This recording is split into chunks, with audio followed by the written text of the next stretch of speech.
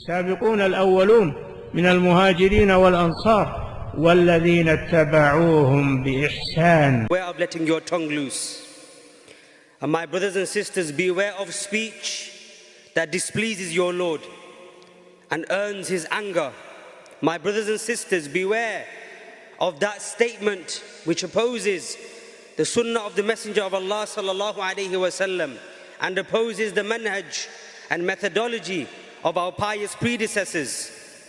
Beware of speech that includes shirk, associating partners with Allah subhanahu wa ta'ala, such as supplicating to other than Allah, swearing by other than Allah, seeking aid and relief from other than Allah in that which only Allah has the ability to help in.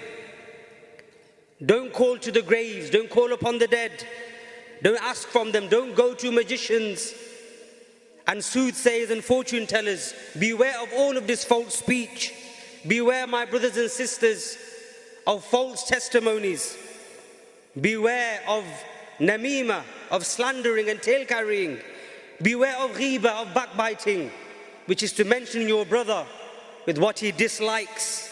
Allah subhanahu wa ta'ala, he mentions in the Quran, يَا أَيُّهَا الَّذِينَ آمَنُوا اجْتَنِبُوا كَثِيرًا مِنَ الظَّنِّ إِنَّ بَعْضَ الظَّنِّ إِثْمٌ وَلَا تَجَسَّسُوا وَلَا يَغْتَبْ بَعْضُكُمْ بَعْضًا أَيُحِبُّ أَحَدُكُمْ أَنْ يَأْكُلَ لَحْمَ أَخِيهِ مَيْتًا فَكَرِهْتُمُوهُ.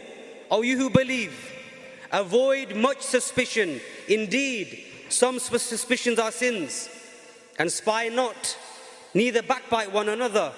Would one of you like to eat the flesh of his dead brother? You would hate it. So this is the command of Allah from these affairs. And prohibition from Allah subhanahu wa ta'ala. My brothers and sisters, beware of lying.